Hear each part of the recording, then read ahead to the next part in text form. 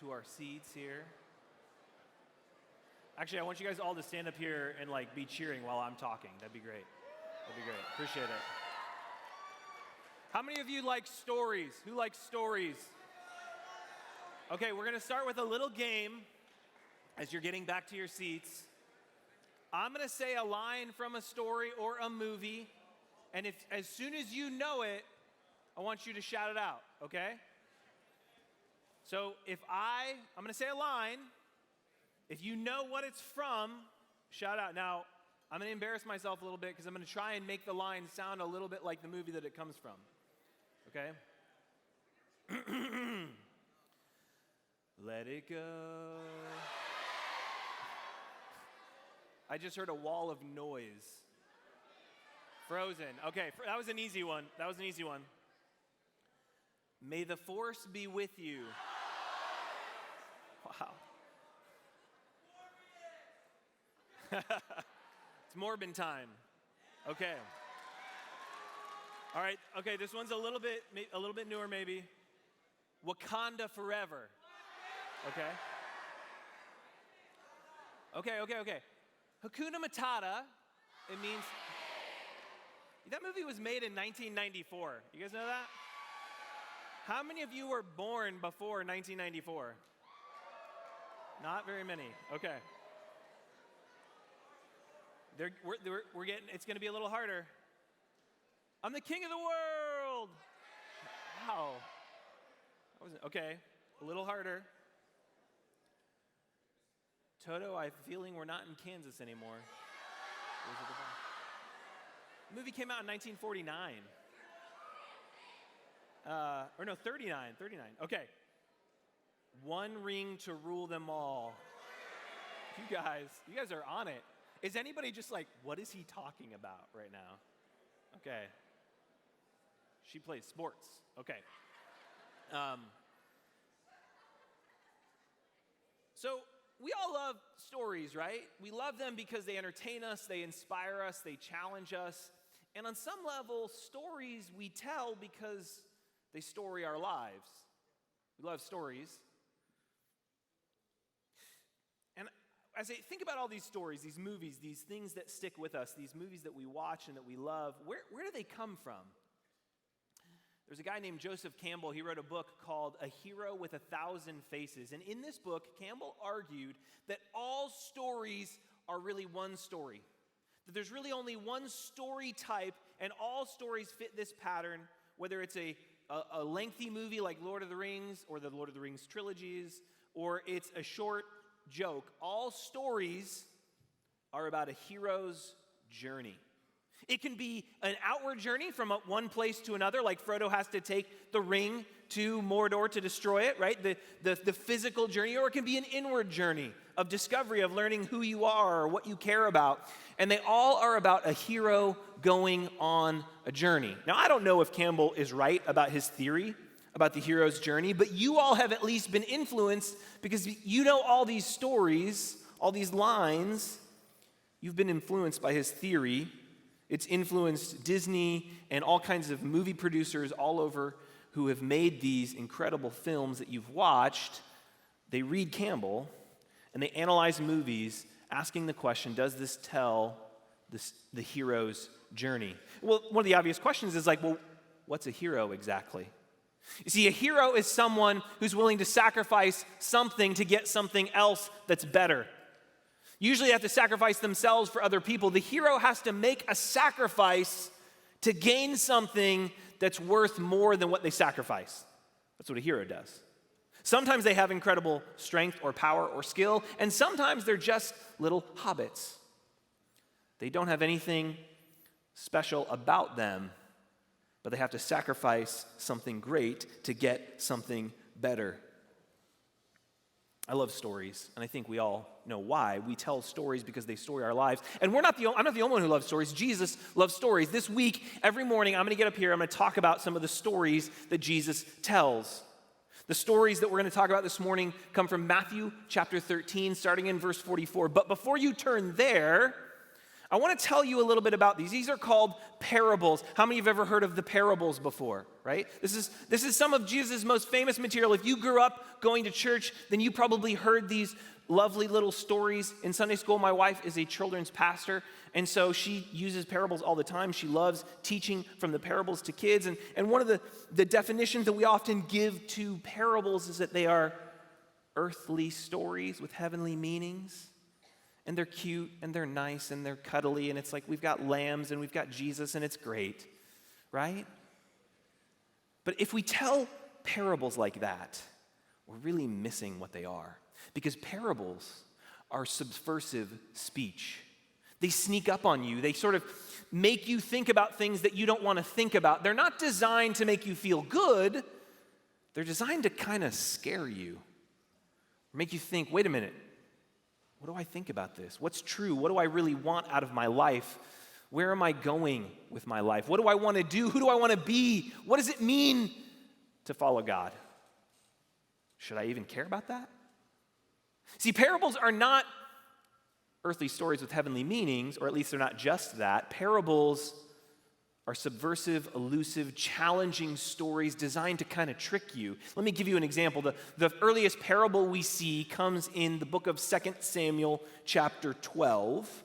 If you have your Bible with you, you can open up to 2 Samuel chapter 12. I'm going to talk about this just real quick, and then we're going to go to Matthew chapter 13. So those are the two texts we're going to be in. 2 Samuel chapter 12, and then Matthew 13. Now, what comes right before 2 Samuel chapter 12? Chapter 11. You guys are so smart. I'm so proud of you. Way to go. Okay. Does anybody know what happens in 2 Samuel chapter 11? David, the king of Israel, goes up on a roof. And it's the time where the kings are supposed to go out to war, but David doesn't. So he goes up on a roof, and he's kind of looking around, and he's scanning and surveying all of his kingdom. And as he's looking around, he sees something. He sees a woman. She's bathing. And he likes what he sees. So he calls up his palace guards. He says, hey, go invite this woman to dinner. One thing leads to another. They end up in his bed. Here's the thing about the woman. Her name is Bathsheba. She's married to a guy named Uriah. You know where Uriah is? He's at war, fighting for David. And so David is not only betraying God with this act, he's betraying his own men that are fighting for him. Well, he gets Bathsheba pregnant, and then he knows he's got to cover this thing up, right? This would be a public relations nightmare, so he's going to cover this whole story up. And so he goes to great lengths, including getting Uriah killed so that he can cover up this disaster, and then he marries Bathsheba. And he thinks he's gotten away with it. Uriah's dead. Bathsheba is married to him. Everything's fine. It's not great. Yes, he had to kill Uriah. That's not good. But David thinks no one's going to know about this. Everything's fine. And then 2 Samuel chapter 12 comes along. Here's what the prophet says. The thing that David had done displeased the Lord. Yeah, you think? And the Lord sent Nathan to David. He came and said to him, now this is the first parable that we see in the Bible. There were two men in a certain city, one rich and the other poor. The rich man had very many flocks and herds, but the poor man had nothing but one little ewe lamb, which he had bought. He brought it up, and it grew up with him with his children. It used to eat of his meager fare and drink from his cup and lie in his bed, and it was like a daughter to him. He loved this little baby lamb so much. He loved it. It was his only lamb, and he just loved it so much, and he cared for it. Now there was a traveler to the rich man, and he was loath to take one of his own flock or herd to prepare for the wayfarer who had come to him. But he took the poor man's lamb and prepared that for the guest who had come to him. So this rich guy who has all these flocks and herds, he's like, I don't want to kill one of my animals. So no, I'm going to take this little ewe lamb that this man has loved and cared for and given everything he has to, and I'm going to kill it and feed it to the stranger. Then David's anger was greatly kindled against the man, and he said to Nathan, as the Lord lives, the man who has done this deserves to die. He shall restore the lamb fourfold because he has done this thing and because he has had no pity. This man deserves to die. Who's this story about? Verse 7, Nathan said to David, "You are the man." Now, if Nathan had walked in and said, "Hey, David, you deserve to die," what do you think David would have done? Maybe like chopped his head off or something, like not been happy. He wouldn't have listened. So the whole point of the parable is he's going to confront David with this uncomfortable truth that he's caught in his sin. But instead of just coming out and saying, "You've done this terrible thing," he tells him a story. And the story gets David to recognize evil when he sees it. So then Nathan can say, "Yeah, the evil that you've done, that's you. This story is about you." That's what Jesus is doing with the parables. He's telling us these stories that sort of capture our imagination and our attention, and then they flip on us, and they sneak up on us. And all of a sudden, we're asking uncomfortable questions. And so if I were to stand up here and say, "I'm going to explain to you the parables, I'm going to explain what this means," I'd be doing you a disservice, because the whole point of a parable is not to explain it away, it's to let it challenge you, it's to let it sneak up on you. And so what I'm going to try to do every morning, instead of standing up here and saying, "Here's what this means," I'm going to stand up here and I'm going to try and give you some guidance, give you some tools to help you figure out what it is that Jesus is talking about so that you can wrestle with the story for yourself. Matthew chapter 13, verse 44, Jesus says, "The kingdom of heaven is like a treasure hidden in a field." What do you treasure? Who do you treasure? If your house was on fire, what would you run in to save? Who treasures you? Are they really worth it? He sees this treasure buried in a field, which someone found and hid. And then in his joy, he goes out and sells everything that he has to buy this field. What is the treasure worth? What is the treasure worth? Everything. So he's going to sell everything he has because this treasure is so valuable that he has to have it. It's worth everything. Is there any treasure like that in your life? There's this fable about the philosopher Socrates. Socrates was a famous man known as being the wisest man in Athens. And this student came to Socrates and said, "Socrates, I want wisdom." And Socrates says, "Okay, come down to the river with me." So they go down to the river, and they're standing by the river, and Socrates says, "Okay, look into the river. I want you to look at your reflection of the river." And so the man bends over, and he's sort of looking into the river. And Socrates says, No, look closer. And so he bends a little closer and a little closer. And so finally, his nose is almost touching the water of the river. And Socrates says, "What do you want?" And the student says, "I want wisdom." So Socrates takes his neck and he shoves him underwater and he holds him there for like 30 seconds. And he's just like, fighting, but Socrates has the strength and he's holding him down, And then he pulls him up after like 30 or 40 seconds and he says, "What do you want?" He's like, Socrates, "I want wisdom." And Socrates pushes him right back down. This time he holds him under for like 50 seconds. He's holding him down.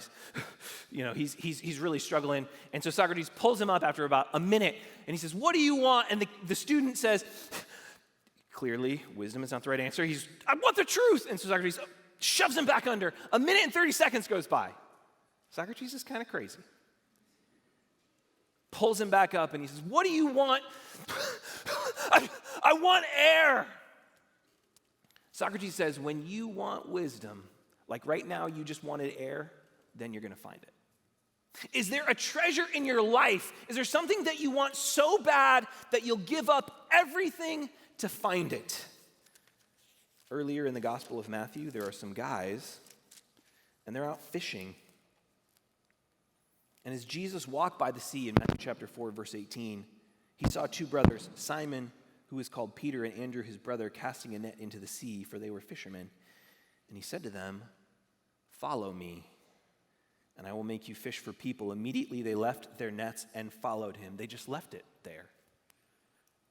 As he went from there, he saw two other brothers, James, the son of Zebedee, and his father John, in the boat with their father Zebedee, mending their nets. And he called to them and immediately left the boat and their father, their means to make a living and their family behind, and they followed him. They found something that was worth giving up everything. What are you looking for?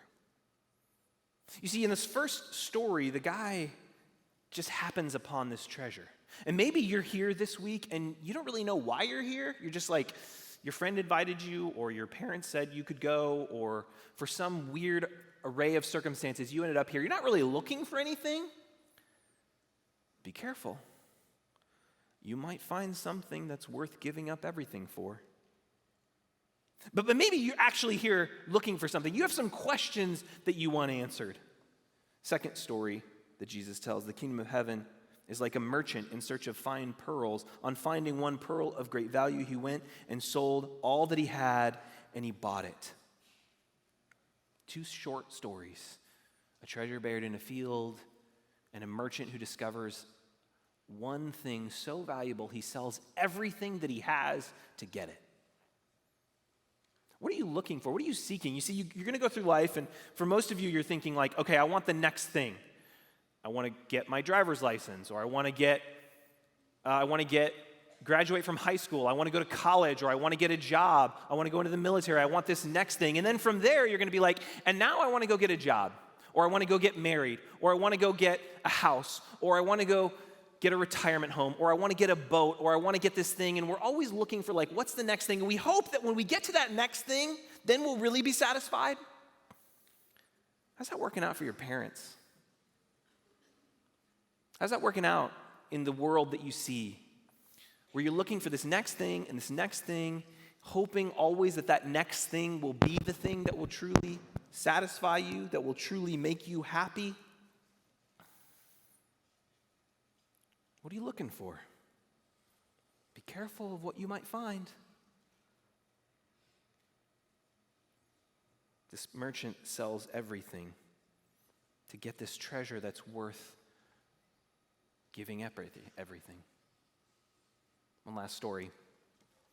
I have a good friend named Mike, and Mike is, he's a preacher, but he doesn't look like a preacher. Like, he looks like a football player. Like, he's big and strong, and maybe preachers that do look like this. But Mike, he looks like, he played linebacker in high school, but like the muscly kind of linebacker, you know what I mean? Like the Aaron Donald kind of linebacker, right? Okay, some of you know what I'm talking about.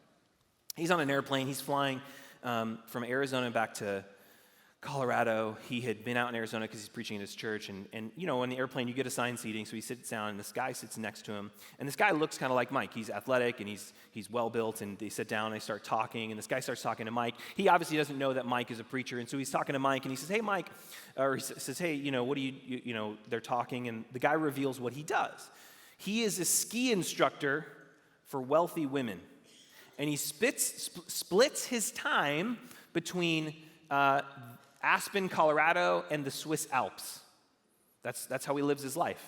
And so these women, they buy him expensive gifts, and sometimes one thing leads to another, and you know how that goes. And he just spends his days skiing on a mountain with these beautiful, wealthy women who buy him things. And he's telling Mike all about this life that he lives and seemingly talking about how great it is. And Mike's just listening. This guy doesn't realize that Mike's a preacher, and he's going into some detail about what these wealthy women do for him. And he's going on, and finally he realized he's been doing all the talking. And he asked Mike, he says, he kind of finishes, and he's surprised because it's clear to this guy that usually when he tells people about what he does, especially guys on planes that sit next to him, they're like, man, that's incredible. How do I get that job? Where do I sign up? I want that. That's worth everything. And so then Mike says to the guy, as he's done kind of recounting his life, the things that he does, the value that it has, he turns to him and he looks him in the eye and he says, are you satisfied with that? He wasn't condemning him. He was genuinely curious. Like, do you find meaning in your life? And you could tell that no one had ever asked this guy that question. And he just hung his head and he said, no. Students, maybe the thing that you're seeking after so hard, the scariest part is what might happen if you found it, if you got it, and realized it really wasn't worth anything. So the question I want to ask this week, that I hope that you're asking, is, what's worth everything?